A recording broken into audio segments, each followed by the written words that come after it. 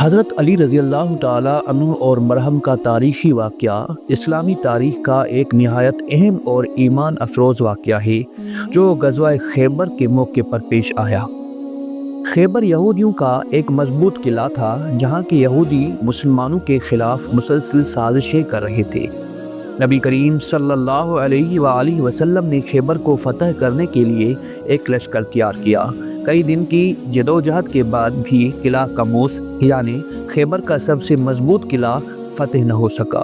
ایک روز رسول اللہ صلی اللہ علیہ وآلہ وسلم نے فرمایا، کل میں جھنڈا اس شخص کو دوں گا جو اللہ اور اس کے رسول سے محبت کرتا ہے اور اللہ اور اس کا رسول اس سے محبت کرتے ہیں، اللہ اس کے ہاتھوں فتح عطا فرمائے گا۔ یہ سن کر تمام صحابہ رضی اللہ عنہما مشتاق تھے کہ یہ سعادت انہیں حاصل ہو، مگر اگلے دن نبی کریم صلی اللہ علیہ وآلہ وسلم نے حضرت علی رضی اللہ تعالیٰ عنہ کو بلایا۔ ان کی آنکھوں میں تکلیف تھی۔ نبی کریم صلی اللہ علیہ وآلہ وسلم نے اپنے لعاب دہن سے ان کی آنکھوں پر مس کیا، جس سے وہ فوراً صحت یاب ہو گئی۔ پھر آپ صلی اللہ علیہ وآلہ وسلم نے انہیں جھنڈا عطا فرمایا اور خیبر کے قلعے پر حملے کا حکم دیا۔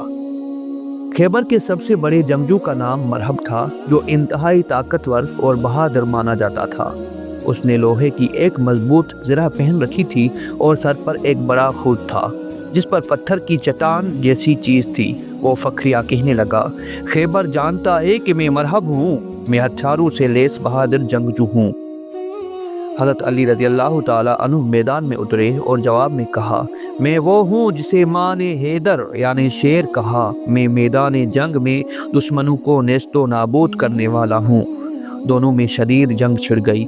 مرحب نے حضرت علی رضی اللہ تعالیٰ عنہ پر پوری طاقت سے تلوار کا وار کیا، مگر آپ رضی اللہ تعالیٰ عنہ نے اسے اپنے ڈھال سے روک لیا۔ پھر حضرت علی رضی اللہ تعالیٰ عنہ نے اپنی مشہور ذوالفقار تلوار سے مرحب پر ایسا زوردار وار کیا کہ اس کا خود، زرہ اور سر دو ٹکڑوں میں تقسیم ہو گئے اور وہ زمین پر گر کر ہلاک ہو گیا۔ مرحب کی موت کے بعد مسلمانوں کا جذبہ بڑھ گیا اور حضرت علی رضی اللہ تعالیٰ عنہ نے قلعے کے دروازے کی طرف رخ کیا۔ قلعے کا دروازہ انتہائی وزنی تھا اور کئی آدمی مل کر بھی اسے نہیں ہلا سکتے تھے، مگر حضرت علی رضی اللہ تعالیٰ عنہ نے اللہ کے حکم سے اپنی قوت ایمانی کے ساتھ اسے جڑ سے اکھاڑ پھینکا۔ مسلمانوں نے قلعے میں داخل ہو کر فتح حاصل کر لی۔